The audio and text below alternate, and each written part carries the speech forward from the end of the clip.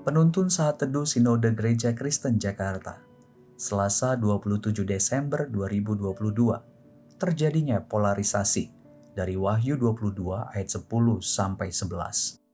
Lalu ia berkata kepadaku, "Jangan memeteraikan perkataan-perkataan nubuat dari kitab ini, sebab waktunya sudah dekat. Barang siapa yang berbuat jahat, biarlah ia terus berbuat jahat. Barang siapa yang cemar, biarlah ia terus cemar. Dan barang siapa yang benar, biarlah ia terus berbuat kebenaran. Barang siapa yang kudus, biarlah ia terus menguduskan dirinya."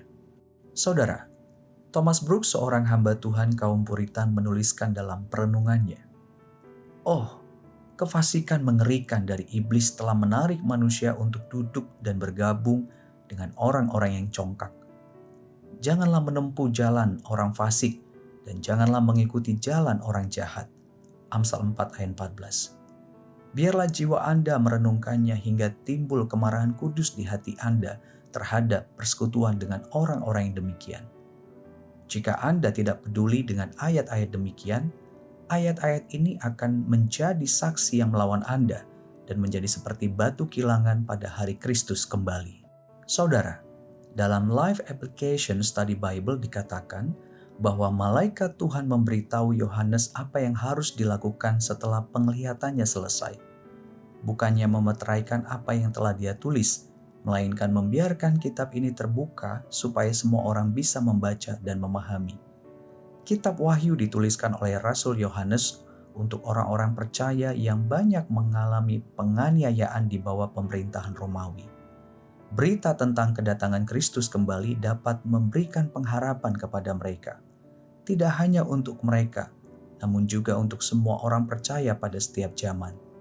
Kedatangan Kristus yang segera terjadi ditandai dengan terjadinya polarisasi, yaitu pertentangan langsung yang semakin besar antara pengikut Kristus dengan pengikut iblis. Para pengikut iblis adalah orang-orang yang terus-menerus berbuat jahat, cemar. Mereka adalah orang-orang fasik yang melawan Allah.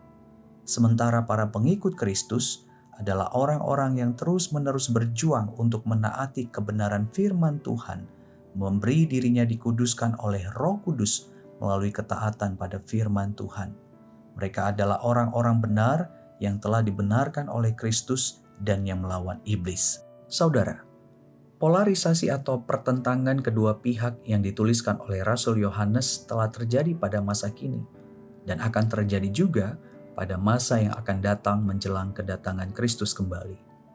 Yang menjadi perenungan kita adalah, apakah kita berada di pihak para penentang Allah atau penentang iblis? Jika kita berada di pihak Allah, maka kita akan terus berjuang menaati kebenaran firman-Nya dan memberi diri kita dikuduskan oleh Roh Kudus dari segala kecemaran kita. Namun jika kita berada di pihak iblis, maka kita akan terus menentang Allah dengan tidak mau menaati kebenaran firman-Nya, tidak mau dikuduskan dari segala kecemaran kita. Pilihlah saat ini juga kepada siapa kita menyerahkan hidup kita. Kedatangan Kristus segera tiba. Segera berbaliklah kepada Allah dan ikutilah Dia, maka kita akan memperoleh hidup. Hanya ada dua pilihan, ikut Kristus atau ikut iblis. Putuskan saat ini juga. Tuhan Yesus memberkati.